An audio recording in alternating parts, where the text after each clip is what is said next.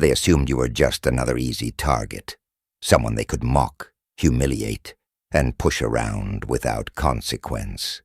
They laughed at your skin color, treated you like an outsider, convinced you were too weak to stand up for yourself.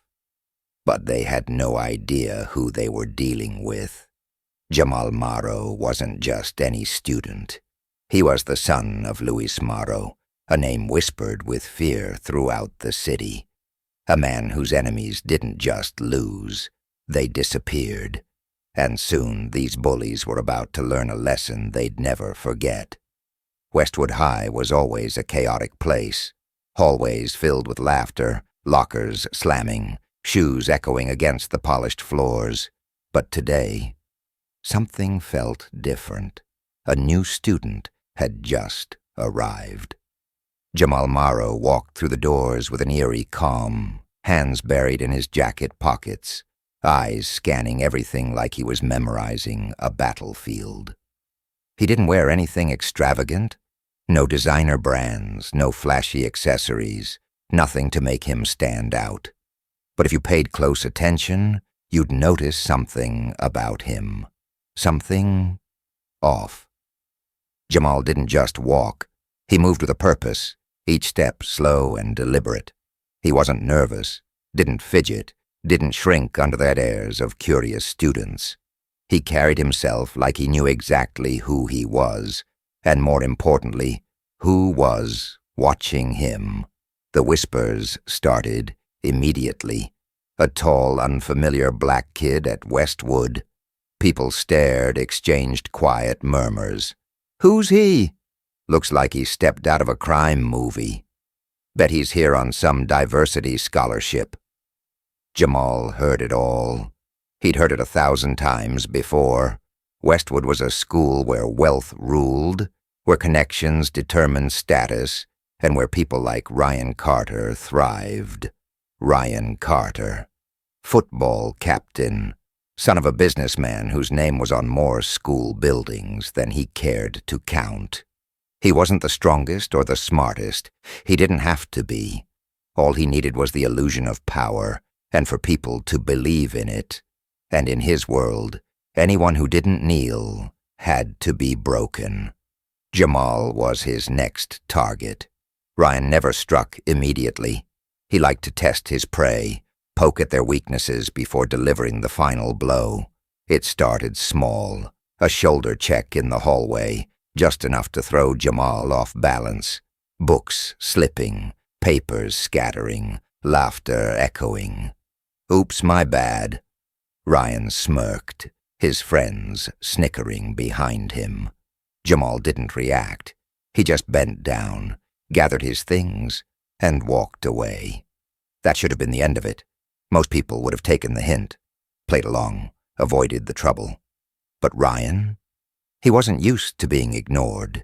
Every time Jamal didn't flinch, didn't react, it chipped away at Ryan's ego. People always reacted.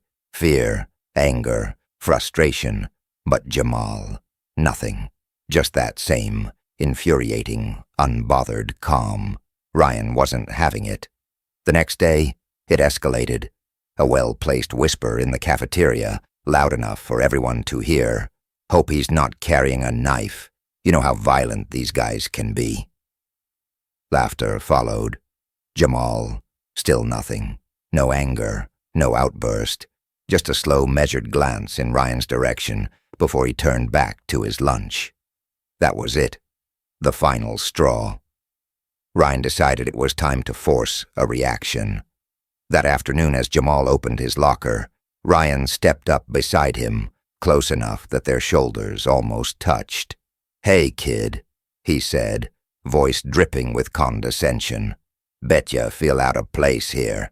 This isn't your turf." Silence. Jamal shut his locker, turned, and for the first time, met Ryan's eyes directly. The air shifted. There was no fear, no submission, just an empty, unreadable stare, cold, calculated, and for the briefest moment, something strange flickered through Ryan's chest, a feeling he didn't recognize. Unease. Ryan forced a smirk. but it faltered. Jamal turned away, walking off without a word, leaving Ryan standing there with something he hadn't felt in years. Doubt. That night Ryan couldn't shake the image from his head. That look, that absolute unwavering calm, like Jamal had already seen everything Ryan had to offer and found it boring. Number Ryan wasn't going to let it end there. The next day, lunchroom, the perfect stage. Ryan made sure everyone was watching as he approached Jamal's table, voice loud, confident. "Look at this, all alone again. Guess nobody wants to be your friend, huh?" His friends erupted in laughter. A few students glanced over, then quickly looked away. The unspoken rule of Westwood: don't interfere, don't side with the weak. Jamal slowly placed his fork down, lifted his eyes, looked at Ryan, really looked at him, and Ryan felt it again. That same damn feeling crawling up his spine. Jamal didn't have to speak. He didn't have to threaten. That stare alone was enough. Because for the first time in Ryan's life, he realized Jamal Maro wasn't scared of him. It was the other way around. Ryan Carter's fists clenched under the table, his patience wearing thin. Across from him, Jamal sat motionless, casually eating as if nothing had happened. No response, no reaction, just an eerie calm that made Ryan's skin crawl. This wasn't how it was supposed to go. He had expected anger, maybe even fear. Instead, he was met with absolute indifference. That silent defiance felt louder than any insult. It was humiliating. A surge of heat rose to Ryan's face. Without thinking, his hand shot out, grabbing Jamal's tray and flipping it over with a violent snap. Food splattered everywhere, thick sauce staining Jamal's shirt, soda running down his sleeves, bits of bread and meat scattering across the floor. The cafeteria froze. Conversations died mid-sentence. Laughter choked off, and the only sound was the faint echo of the tray hitting the table. Every set of eyes locked onto the scene, waiting for what came next. Ryan leaned forward, expecting a reaction. Rage, embarrassment, anything. But Jamal simply set his fork down, brushing a hand across his stained clothes. Slowly, deliberately, he inhaled, then exhaled. His expression was unreadable, not a single flicker of anger, no clenched fists, no raised voice, just a cold, unsettling stillness. Then he looked up. Ryan felt something shift in the air. It wasn't fear, it wasn't submission, it was something else, something that sent an unexpected chill down his spine. A silent message passed between them. One Ryan didn't fully understand, but instinctively knew wasn't in his favor. He forced a smirk, trying to regain control. "Don't think you're special just because you look different," he sneered. His friends erupted in nervous laughter, a few students darting their eyes away as if they hadn't heard anything. Jamal didn't answer. Instead, he stood up, unhurried, unfazed. He didn't wipe off the mess, didn't even glance at Ryan. He just turned and walked away, leaving behind a silence heavier than any confrontation. Ryan watched him go, his victorious grin faltering. He had won, right? He had humiliated Jamal in front of everyone. But then why? Why did it feel like he had lost something instead? A knot of unease tightened in his stomach. He shook it off. It was nothing. Just a kid too scared to fight back. Or so he thought. The grand dining hall was bathed in soft golden light. The long mahogany table set to perfection. A carefully seared steak, a glass of deep red wine, pristine plates, all meticulously arranged. Everything was in its place, just as it always had been in the Maro household. Jamal sat across from his father, his food untouched.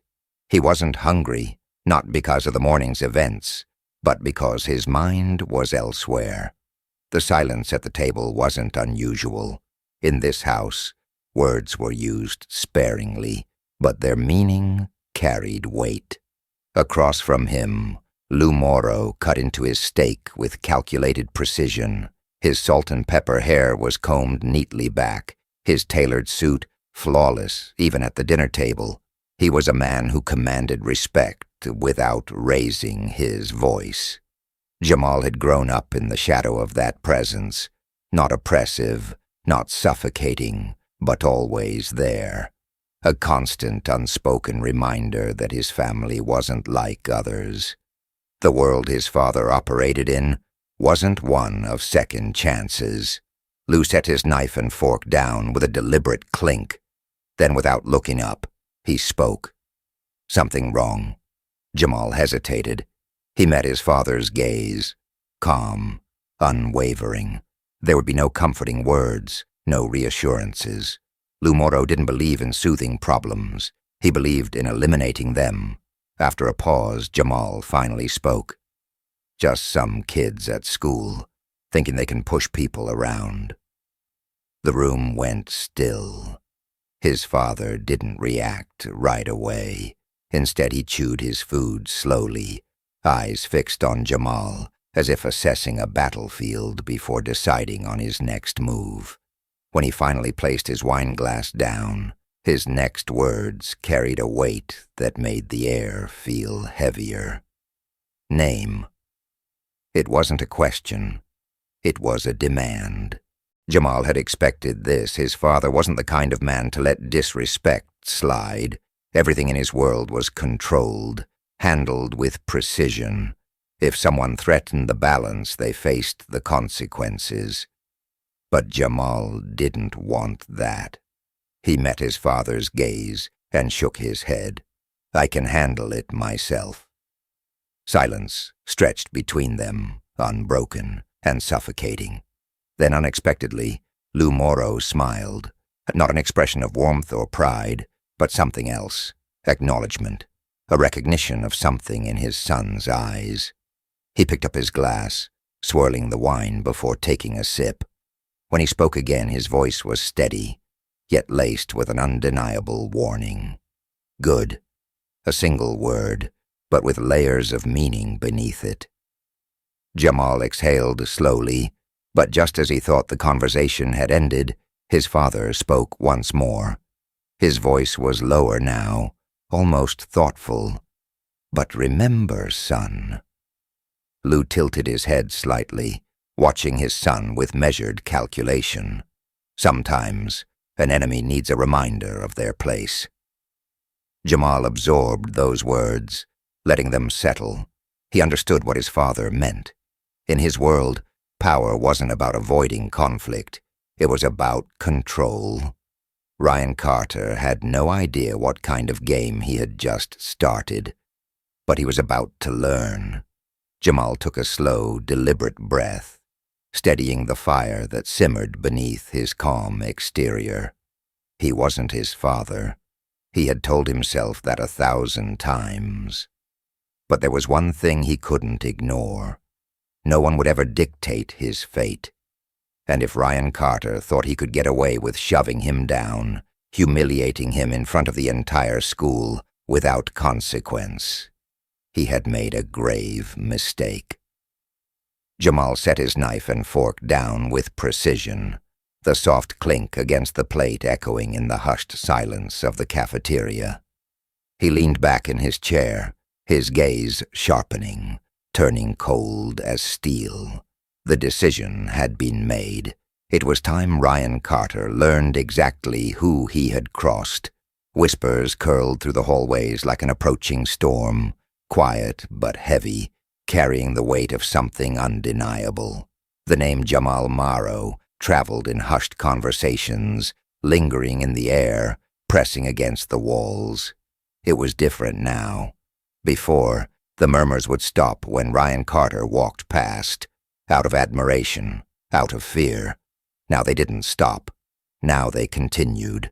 A shift had happened, unspoken yet unmistakable. Ryan felt it. A slow dread settled in his bones as he caught snippets of hushed words, uneasy glances exchanged just out of his sight. The silence around Jamal no longer felt like indifference.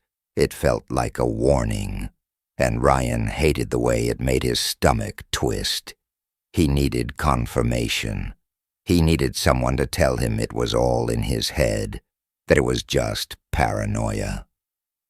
His eyes landed on a sophomore passing by, someone whose name he didn't bother remembering. It didn't matter. What mattered was the answer. Ryan grabbed the kid's shoulder, voice dropping lower, laced with something desperate, something sharp. "Maro? Like Lou Maro?" The sophomore paled instantly, his breath hitching, as if the mere mention of the name had sucked the air from the hallway. He swallowed hard, visibly hesitating, caught between fear and obligation.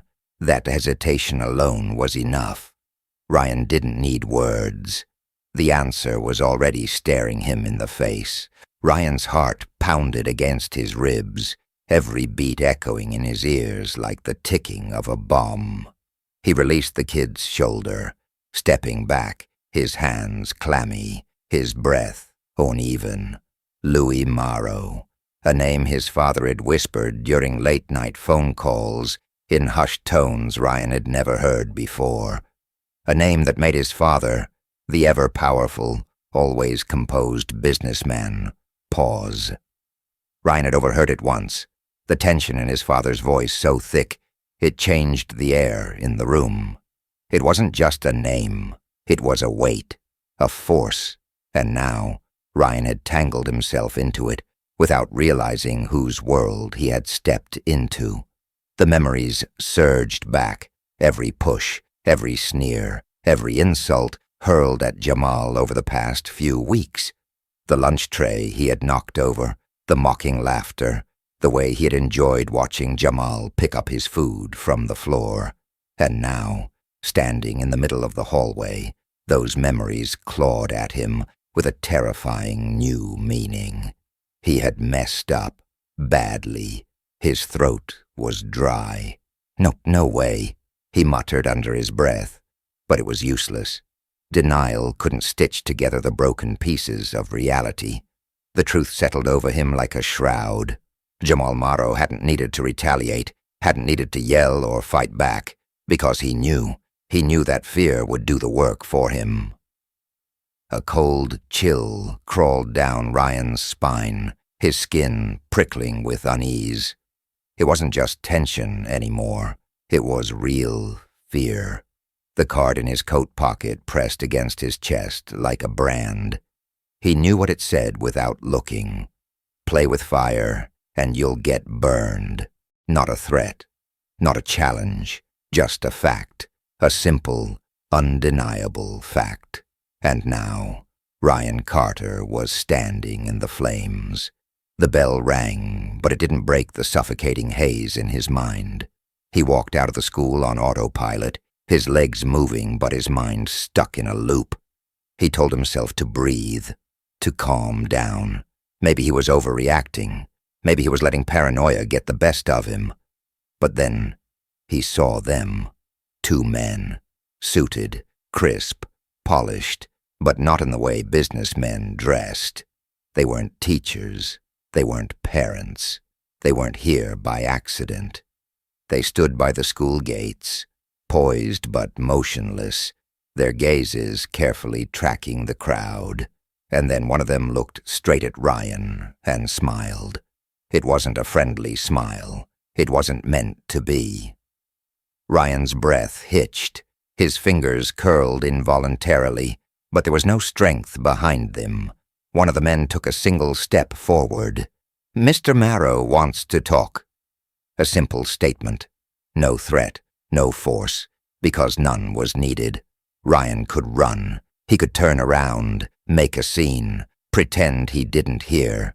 But deep down, he knew there was no running from this. He had been given an invitation. Number and order, everything blurred. He wasn't sure how he ended up following them, his feet moving without his permission. He barely noticed the students around him, their conversations, their laughter. It all felt distant, muted. The world outside this moment no longer mattered.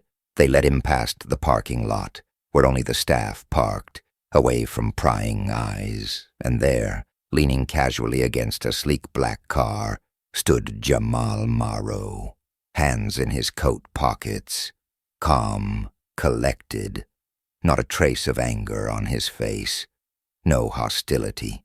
And that was the most terrifying part, because Ryan had been in fights before. He knew anger, he knew rage, he knew what it was like when someone wanted revenge. Jamal wasn't angry, he wasn't raging, he was in control. Ryan stopped, the weight of the moment pressing into him like chains. He didn't dare step forward, didn't dare speak first. Jamal slowly looked up, locking eyes with him. A small, unreadable smirk flickered on his lips, barely there, but enough to make Ryan feel like the ground beneath him had vanished. "Do you think I'm weak?" Jamal asked, his voice calm, steady. Ryan opened his mouth. No words came out, because there was no right answer. There was nothing he could say that would fix this. Jamal took a step closer, not rushing, not threatening, just moving forward, closing the space between them until Ryan could feel the shift in the air. And then Jamal leaned in, his voice a whisper. "I don't need to touch you, but if I wanted to, your life would change forever." Ryan's stomach twisted violently. His breath stilled, because for the first time in his life, he wasn't the one in control, and that realization shattered everything. Ryan's shirt clung to his skin, drenched in sweat. Though the afternoon air was cool, his breaths came heavy, uneven. He had walked away, yet the weight on his chest only deepened, pressing into him like an unseen force. Even though Jamal was no longer standing there, Ryan felt as if he were still caught in his grip, paralyzed, unable to move, unable to think. The two men who had been with Jamal remained motionless, watching, saying nothing. They didn't smirk, didn't taunt. They didn't have to.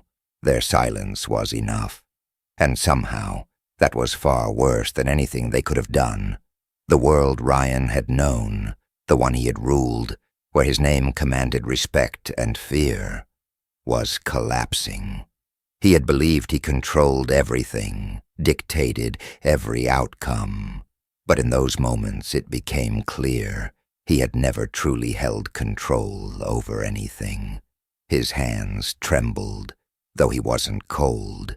He didn't even remember how he made it to the parking lot, his feet moving on instinct, a mind blank. His Mustang sat waiting, a black beacon of familiarity, but it brought no comfort. He reached into his pocket, retrieving his phone without thinking. His fingers hovered over the screen, hesitating. Who would he call? What would he say? That he had been defeated? That he had lost? Then he saw it. A new message. The number was unfamiliar. His pulse quickened as he read the words. "Tell your dad to watch out for his work. Accidents can happen." Ryan felt his stomach plummet, a sickening weight pressing against his gut. Number this wasn't real. He reread the message, hoping, praying it was some kind of joke. But the words didn't change. It wasn't aggressive. It wasn't filled with threats. It was calm, simple, but it carried a force stronger than anything he'd ever encountered. This wasn't a warning. This was a promise. His phone slipped from his grasp, landing on the pavement with a dull thud. Ryan had never feared much before. He had grown up in power, the son of a man whose influence reached high places. His father was untouchable, or so he had always thought. But Jamal didn't play by the same rules. Jamal didn't need to shout, didn't need to fight. He had already won, and Ryan knew it. He had been a fool to believe otherwise. His breath came in shallow gasps. His fingers shook as he picked up his phone, stuffing it into his pocket as though that would make the message disappear. It wouldn't. Those words had already sunk deep into his mind, burrowing into his very being. He could pretend. He could act as though nothing had changed. But the truth was, everything had. And there was no escaping it now. Ryan stood by his car, unmoving. His reflection in the glossy surface was unfamiliar. Hollow eyes, lips slightly parted, shoulders slumped. The image of a man who had just realized he was nothing more than a pawn in someone else's game. He could go home, tell his father. But then he would have to admit everything. Admit that he had made a mistake, that he had pushed too far, that he had dragged his family into something much larger than himself. He wasn't ready to do that. The following days at school were different. Ryan still walked the halls, still wore his football jacket, still sat at his usual spot in the cafeteria. But something had changed. The air around him was heavy, thick with unspoken truths. His friends, those who had once laughed with him, cheered him on as he tormented others, kept their distance. They didn't need to say anything. Their eyes told him what he already knew. He was alone. Jamal never sought him out, never spoke his name, never even acknowledged his existence. But that was the worst part. He didn't have to. His silence was louder than any insult, more powerful than any shove. It followed Ryan wherever he went, wrapped around his throat like an invisible noose, tightening with every passing day. At first he tried to pretend it was all in his head, that this feeling, this fear, would fade. But then came the dreams. Dark, empty rooms, whispers in the shadows, a voice, quiet but firm, murmuring just behind his ear. "Do you think I'm weak?" He would wake up, drenched in sweat, gasping for air, his hands clutching at his own throat as if trying to remove something that wasn't there. His phone would buzz, and his heart would leap into his throat, convinced it was another message. But there were none. There didn't need to be. Jamal didn't need to remind him. The fear had already taken root. Avoidance became his new routine. If Jamal entered the cafeteria, Ryan would grab his tray and leave. If he spotted him in the hallway, he would turn in the opposite direction. It was pathetic. He knew it was pathetic. But what choice did he have? Everyone could see it. The once powerful Ryan Carter had become a ghost of himself, a man reduced to whispers and side glances. Then one Friday afternoon it all came to a head. Ryan had stayed late at school, avoiding crowds, avoiding conversations. As he made his way to the parking lot, his stomach turned to ice. Jamal was there, standing beside Ryan's car. He wasn't leaning on it, wasn't touching it, just waiting. Ryan stopped in his tracks. His breathing shallowed. His fingers twitched. He could turn back, but that would only confirm what everyone already knew. He had no choice. He had to face him. He took a step forward, then another. Every second stretched into eternity. Jamal remained still, his expression unreadable, and then finally, he spoke. Just 3 words. No threats, no malice, just a question. "Do you understand now?" Ryan's throat went dry. He couldn't answer. He didn't need to. Jamal already knew. He had understood the moment he read that message. He had understood every time he woke up in cold sweat, every time his heart pounded at the thought of being watched. He had understood from the very moment Jamal had walked away, leaving him standing in the ruins of his own shattered power. Jamal didn't need revenge. He didn't need violence. because fear had done the job for him. Ryan Carter was no longer the person he used to be. The hallways that once belonged to him, where his presence commanded attention and respect, now felt foreign. He moved through them like a ghost, unnoticed, unimportant. The same students who once hung on his every word now barely acknowledged him. His former friends, the ones who cheered him on, laughed at his jokes, and stood beside him as he ruled the school, had drifted away. No one said anything directly, but the whispers followed him wherever he went. Some speculated that he was dealing with something serious. Others believed he had simply lost his edge.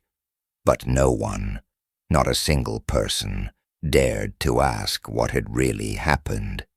Because deep down, they all knew. Jamal Maro had done nothing. No fights, no threats, no dramatic confrontation. He hadn't lifted a finger, and yet Ryan Carter had fallen. It was a slow, quiet defeat, one that didn't leave bruises on the skin, but instead left deep, invisible scars on the mind. Jamal hadn't needed to prove anything. He hadn't needed to make a scene or assert his dominance. He simply existed, and that alone was enough to unravel Ryan from the inside out. Jamal continued his life as if nothing had happened.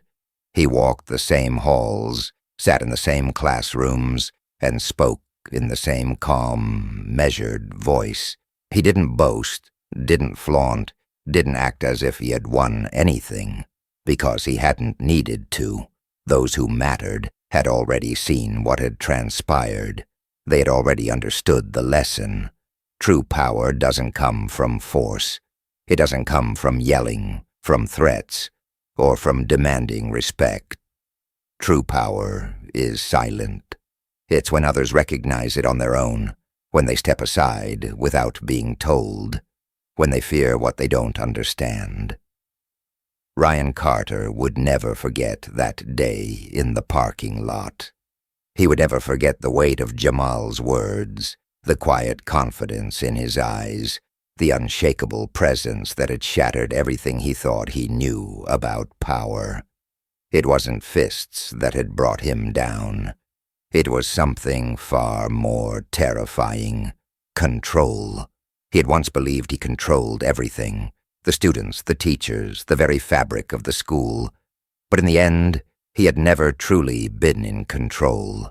And when he came face to face with someone who was, he crumbled. Ryan Carter had lost, not because he had been beaten, but because he had realized, far too late, that he had challenged someone untouchable. And once you've lost to someone like that, there's no coming back. Jamal Maro never had to throw a single punch. He didn't need to fight. He didn't need to prove anything. He just needed to let Ryan destroy himself. Because fear is the most powerful weapon of all. What do you think about how Jamal handled the situation? Do you believe silence and presence are more powerful than direct confrontation? Share your thoughts in the comments. And if you enjoyed this story, don't forget to like, share, and subscribe for more powerful stories. Thanks for watching, and I'll see you in the next video.